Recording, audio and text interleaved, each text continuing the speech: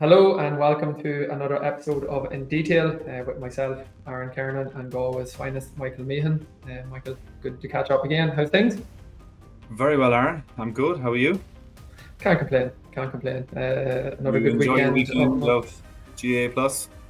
Absolutely. Yeah, Busy.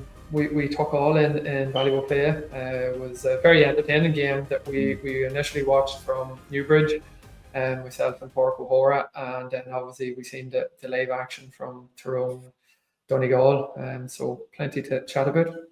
Yeah. Two different matches weather-wise, anything. Anyway, in fairness, but few surprises again. It's the year of the surprise, is it? Well, so far, have to say we thought that Cavan tore things apart the week before in Mayo, but I'm not saying it was as big a shock with Tyrone, but I think we all fancied Donegal to have what it takes and withstand whatever thrown through at them. But you would have to say, really, really impressed with them in terms of they looked like they were in control the whole way through, quite similar to the Armagh game. Went behind late on, but it's safe to say they have mulled over a few things since that Armagh game and they put things right, got themselves into the right position, and this time didn't get clipped at the finish. So fair play to them. Very exciting game, very exciting finish, and set us up nicely for what's turning out to be a Super All Ireland series. Correct. Yeah, it's a big win. For them themselves, just to have that, vote of confidence. They'll be very much looking forward to the game coming at the weekend now, home game versus Mayo. A big game again, but yeah, it's just great. It's serving up these fixtures, and there was a big game in your home county as well at the weekend. I got the chance to look through all of that in detail, just with today in mind, and And it jumped out at you. yeah, it was fascinating. There was. I suppose when you expect Armagh to go 13 points up with 11 minutes on the clock, you're saying, what's it going to be? What could it be? But credit to Derry, they got back into it at the end. And it was their goals and just their kind of the true caution to the wind and just had a pop at it. So Derry will take a certain bit out of it too, and will look forward to their own game this weekend with Galway. But yeah, I suppose starting off, Aaron, I thought again, to be fair, nothing unusual with Armagh, but they were excellent on kickouts, on their own kickouts, even on Derry's kickouts. They really went hard on Derry's kickouts.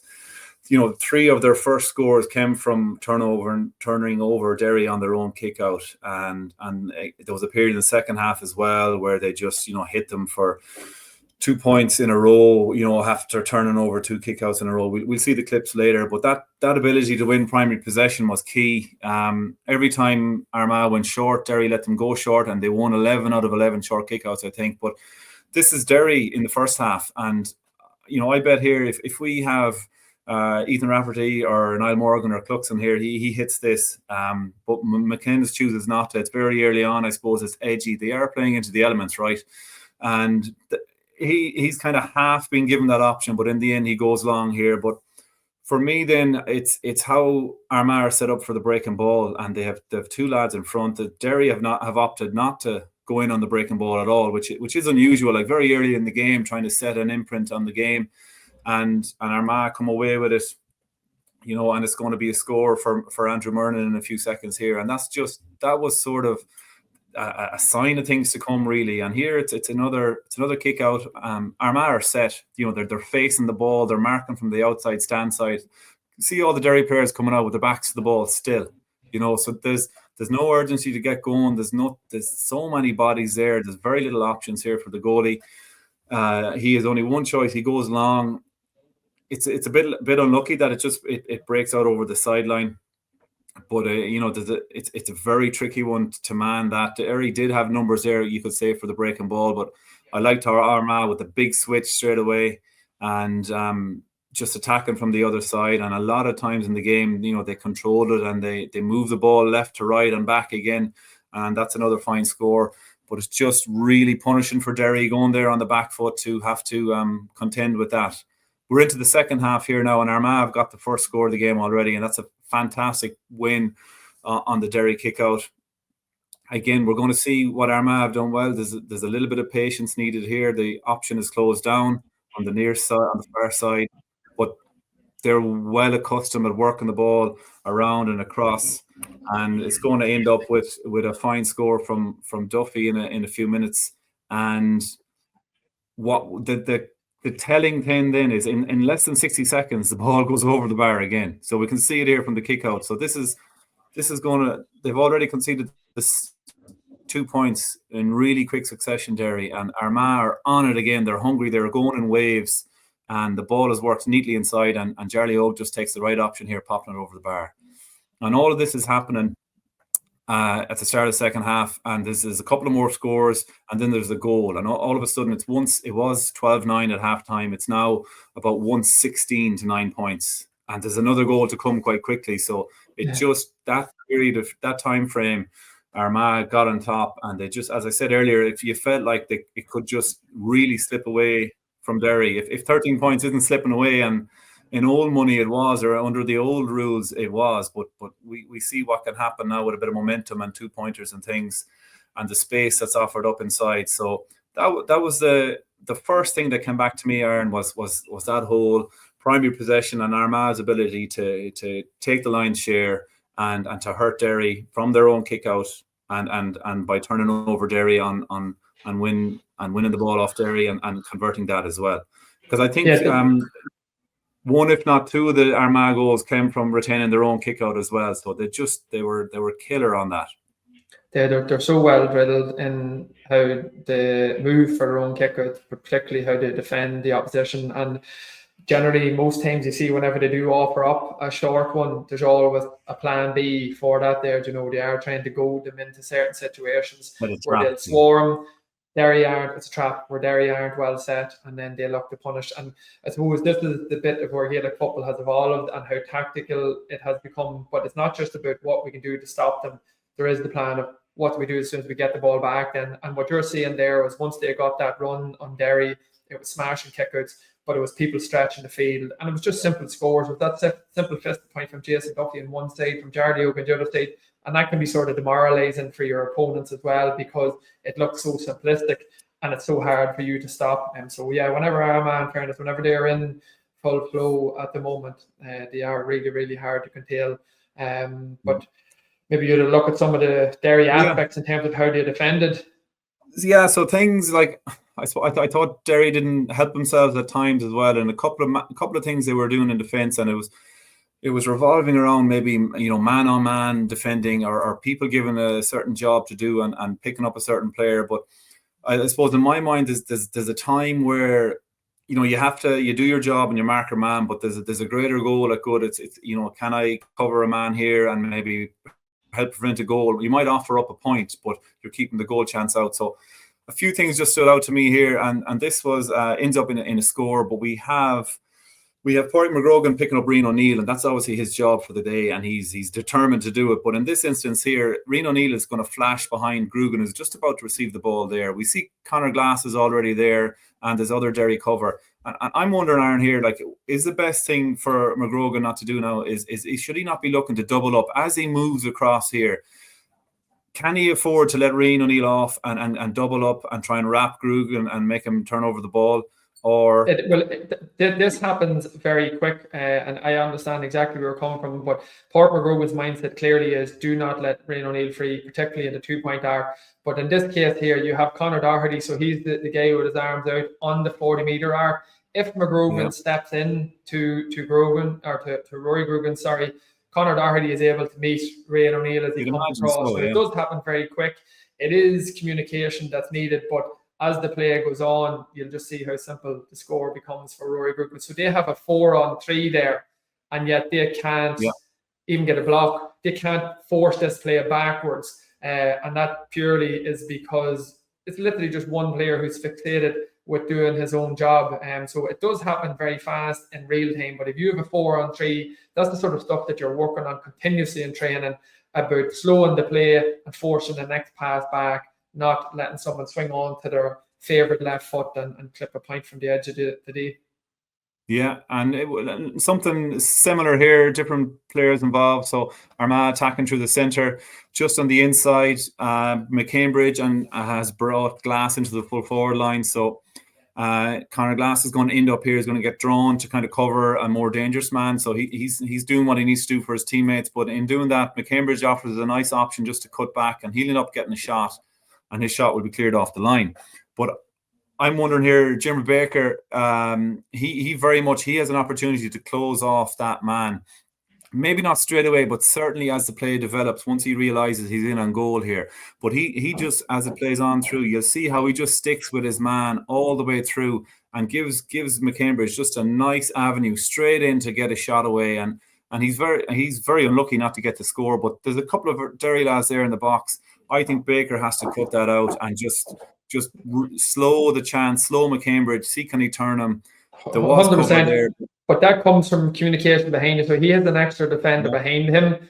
He needs to push Dermot Baker across to say, I have Conor Turbot, go to the ball. So between them, again, that's players actually well positioned but not communicating properly, where whoever, we couldn't see the number of that last defender, he needs to command, I have Conor Turbot, I have your back, but get across.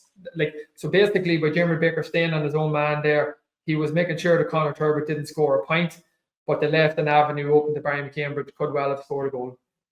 Yeah, look, it was cleared off the line, so it was a real good chance. And just one other thing, it happened a lot at different stages through the game, but one more jumped out at me, and it ends up in a very handy score for Armagh in a time of the game when Armagh were on top and cruising and just growing the scoreboard. But again, Armagh have worked it from the far side all the way over here. And we're going to see it's McGrogan again. And again, he's still picking up Rian O'Neill. But he absolutely whizzes by, I think it's Jason Duffy here. Like he nearly avoids hitting into him when he could have I would have thought just tackled him and wrapped him. And you can see how he crashes into his own man and takes him out of the play. And in my mind, that's just not tuned in enough for your teammates. And I remember if I knew a man was out to man mark me in a match, that's a great sense of control you have over someone. You're going to maybe suffer, your own game is going to suffer, but the little pockets of space and the work you can, the little, you can have a little word with someone saying he's going to go at me wherever I go. So you can just use that to your advantage to free up other people. And there's a balance to it. I think there's a balance to it. And I suppose that is something that everyone is trying to get used to. And in terms of, I know myself, in terms of how you're trying to coach it, the video analysis you're trying to provide people, and it's also what the players are feeling and seeing themselves. Like there still is there's the chat now at the moment that you can't possibly man mark, that you still need to play zonal. Some people are maybe given one or two detailed jobs and they think that's enough. I do see this whole game evolving in terms of tactically. We'll move on to some stuff in terms of what I've seen in the Donegal and Tyrone game, in terms of just different styles of how both teams set up, which makes it difficult for both defensives of how they're going to set up, what they see in terms of which is live and real time. And I suppose we're 6 months into this new game or this new format, and so I do see it changing and evolving all along. But Jim Gavin told you, didn't he? Sorry? Jim Gavin told you to watch out for it.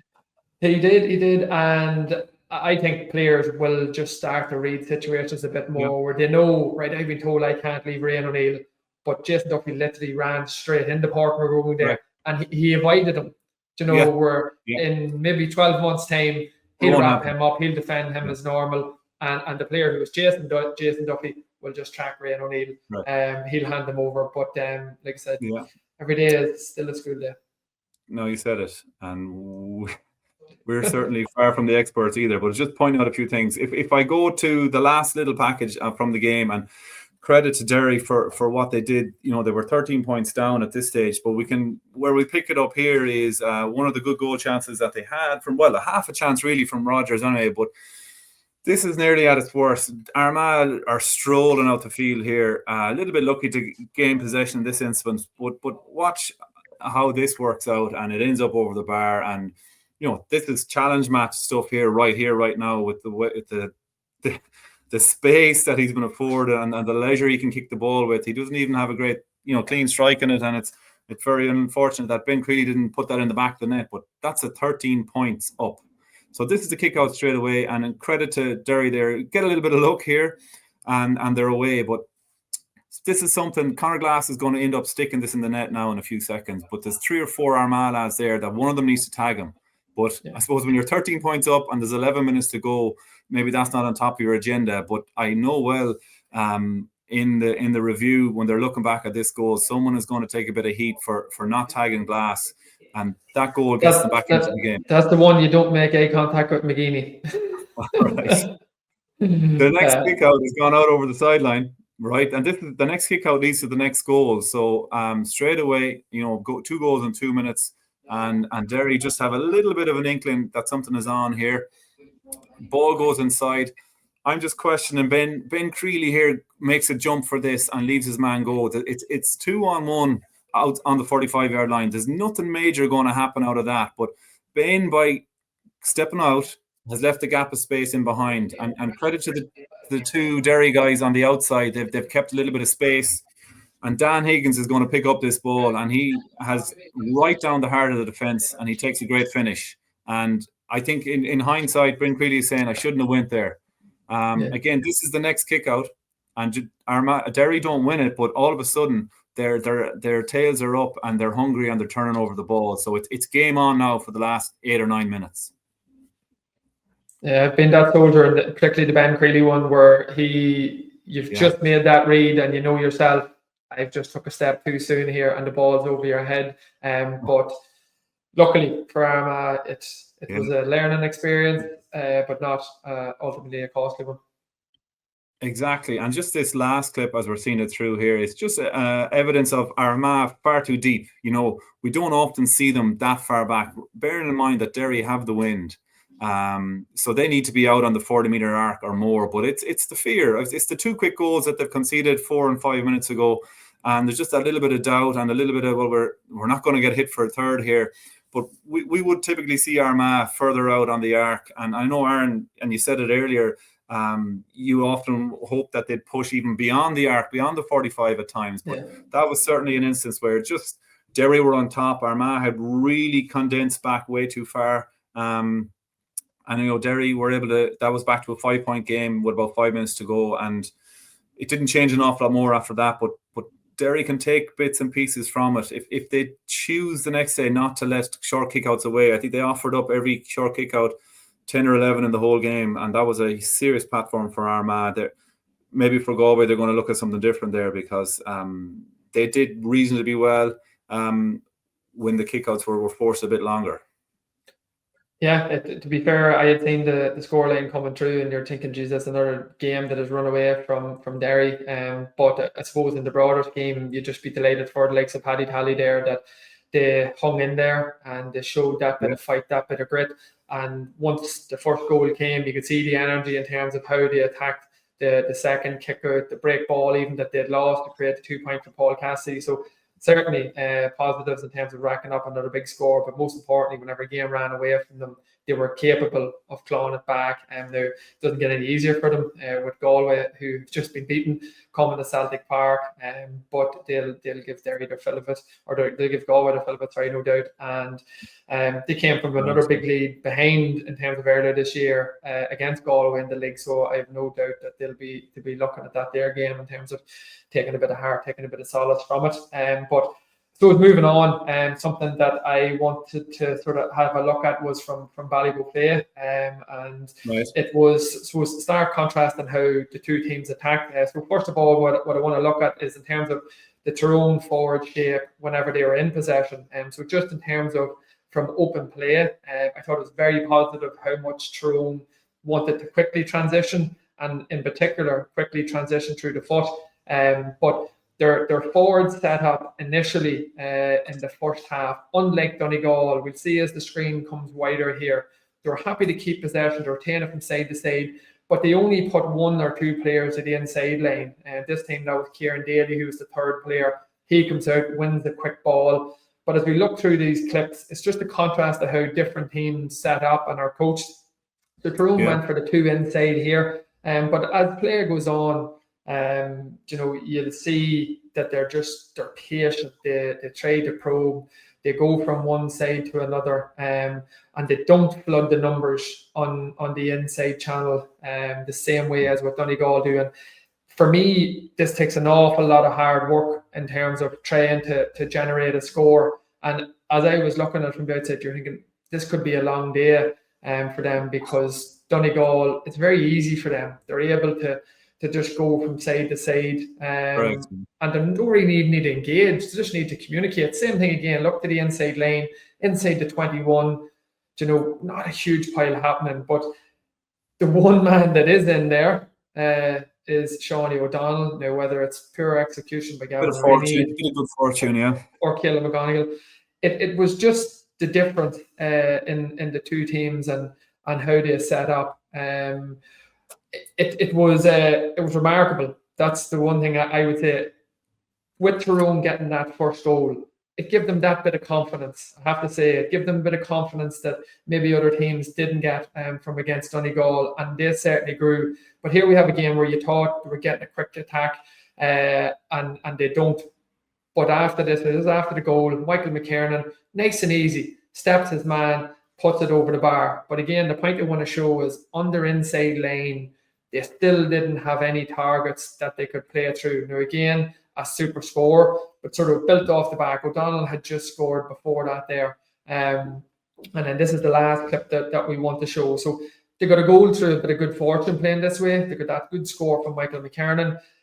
This is the second last score of the game. Again, just the three players on the inside lane, and they're happy and comfortable for everyone to be around the outside, but they probe from side to side here, just waiting for the right time to strike. They're just showing that bit of composure. They're trying to move Donegal players around, goad them into different situations. Peter Hart thought he was going to have a go at that stage, but he doesn't. And as we just watch it, play just follows around to the far stand side. Again, you have Frank Burns on the ball. But what I really liked about this, I could see it live in time, was Peter Hart then starts to take himself out centrally. Everybody knows the quality that he has off the outside of his left boot. Got a wee bit of fortune here in terms of not getting turned over. But Dara Canavan looked to get back into open space, and Peter Hart has set himself up perfectly now where he wants to go and attack. But just look at the Tyrone player at the bottom of the screen. If this run isn't made, the space doesn't open up for Peter Hart. So literally by someone being as selfless now, they may have wanted the ball. I'm not sure they were happy with being a decoy runner, but with them running, they take Oran McFadden Ferry with them, and then that opens up the space for Peter Hart. But again, just look at the inside lane. 1-2 Tyrone players is all that they had in that inside lane. So it was in contrast to what Donegal did, but they still were very, very good at quick attacks, at getting scores from quick attacks. They found it a bit harder to break down Donegal, particularly in the first half, by playing that way with only 1, 2, maybe 3 players on that inside lane. But as the game wore on, they started to flood more numbers into the inside lane, which created more opportunity from them on the outside. But I suppose a big one that particularly yourself as an inside forward, you would like what I think I've seen in terms of Tyrone, and they were very happy that once they forced a turnover, they were playing through the foot. They were looking to get the ball from one half to the other as quickly as possible. Where Donegal were very comfortable at running the ball and creating slow attacks. What we're going to see here now, our first clip comes from the first half, and it's a turnover. It's a turnover on, actually, I think it's Dara Boyle on the far 40-meter arc. You see Dara in the top right-hand screen. But what I want to look at here is the 3 for the Tyrone players up. And so for me, they want to play through the foot once the turnover comes. But you see Mark Bradley in the centre, McCurry on the left, and Dara Canavan in the middle of the field. But they're all outside the 40-meter arc. So as soon as that turnover comes and Kieran McGeary plays that foot pass to Dara Canavan, that's one pass, another pass. We're still only 45 metres out, and Donegal have the opportunity to get everybody back, and Dara Canavan still needs to force a shot from 45 metres out, where I feel had they stretched the field a bit more, it allows Canavan to play another 1 or 2 passes through the foot that Donegal don't get the opportunity to flood those numbers back. So I certainly think it's something that they'll improve at. This is another one here in terms of the long ball into Brian Kennedy. They don't get it. It's a turnover. But the big one for me is straight away, Tyrone had 15 players right behind the ball, you know, ready to defend, ready to try and create a turnover, if possible. And the only thing I would say about that is if they do want to go route one, Brian Kennedy was in there for maybe 30, 40 seconds and the ball didn't go in quick enough. Then it came from a central position, and it's very hard for him to read that there. Whereas if you're going to go route one to the longer man, if it's coming for the number 10 or 12 position, and he's a good fetcher, it's on. And like I said, even the fact that it wasn't on, they got back goal side really quickly, which tells me this is something that they want to do and something that they're prepared for if it doesn't work. The last clip here, again, it's just to illustrate to, I suppose, yourself or your forwards. They've got another turnover on the far end of the field. You have Sean O'Donnell picks it up. Ball's played straight through to Darren McCurry. But for me, look where the runs are ending up. So you have a quick attack. You want to really punish them. But the ball ends up, you know, in the number 15 position. Now, Michael McKiernan does get a shot off. You would expect him to score this here. Yeah. But what I'm sort of looking at here is you're trying to build your kicking game. And I really like what they're doing. And I think there's no doubt about it in their own video review. They'll look and go, well, how can we create that next pass where it's dangerous or it happens in front of goal? So I suppose maybe your own opinion on what you would like as if you were one of those inside three. Would you change how they position themselves? Is there something different that you can say in that? Well, straight away, it's definitely something that they're bringing into the game, and it's good to see. The new rules help, and it's possibly there's a little bit that last clip there. I think might have been Derek Canavan. He held quite deep and he broke across the goal. He probably needs to check back. Everyone's ended over on one side of that play, and then it comes over to McKernan who kicks from the other side. But I think there was a double back inside because he ended up bringing himself too far forward. He was gone, 30, 35 yards heading out that far. But it's all about those runs and the checking back to keep one forward, going over and back inside the 21. You need that option there. But obviously it's as much when they make the turnover, so far back then, and you might only have the three up. But it's the lads who can get out fast then. The counter attack when it starts, can it get a little bit further out the field before it's kicked? Because as soon as the kick comes, and the kick is important, but as soon as the kick comes, oftentimes forwards are going the wrong direction. If that pass could maybe be carried a little bit further or work to the hands a little bit further, so that you're now getting a kick that you're trying to land on the 45, on the far 45. Those kicks were being won 65 yards out from goal, that first kick nearly each time. So there's an element of that too, that yes, kicking is good, but if you can kick from the right areas, you're going to keep your forwards closer to goal.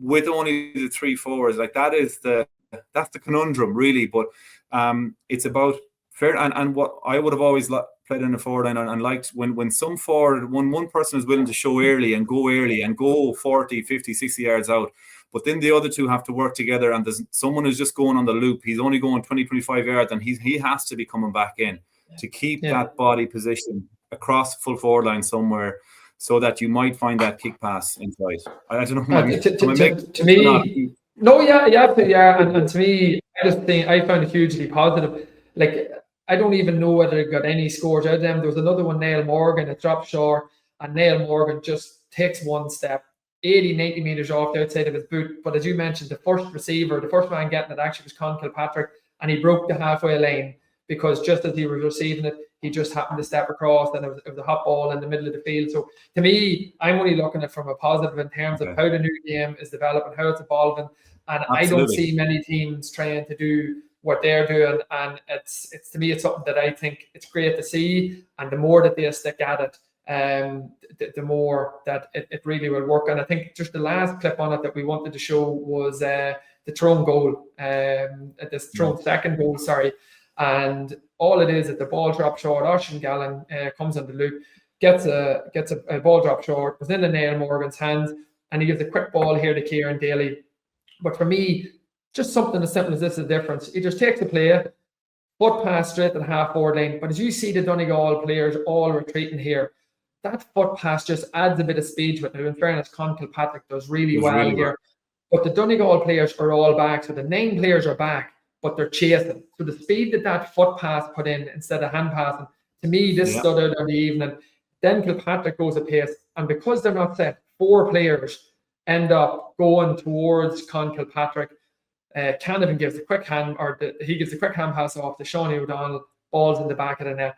So that foot pass spent the game up.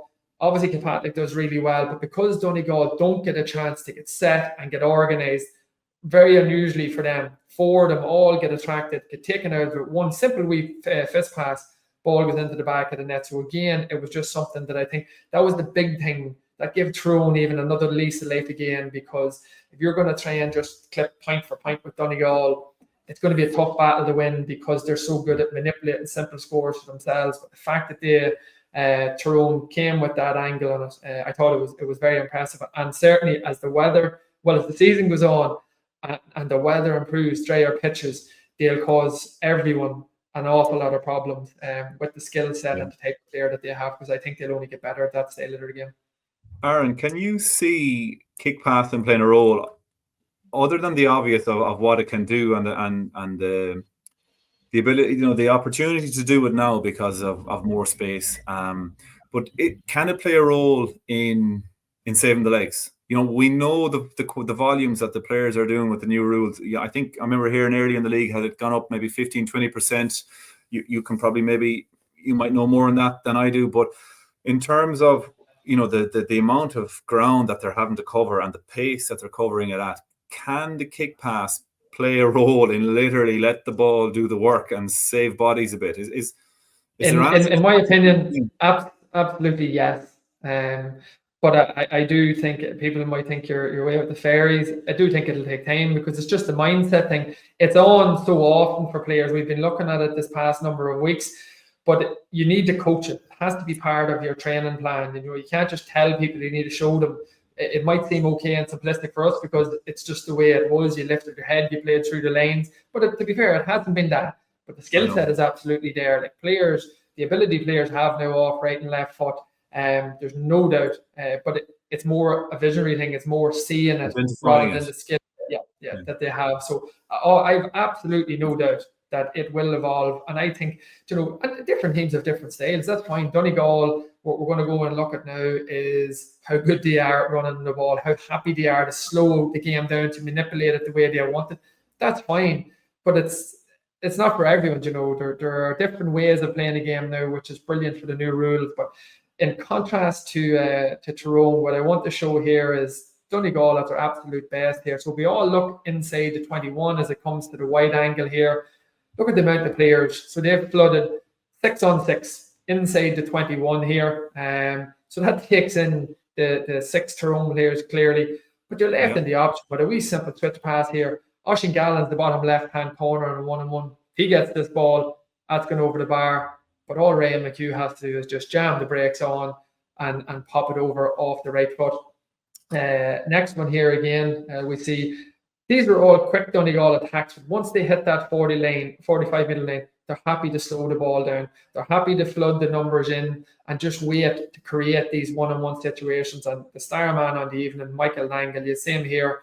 He gets the ball, happy as Larry to sidestep Frank Burns, steps right onto the left and just skips around him and just hits as easy and neat a point as you'll ever come across.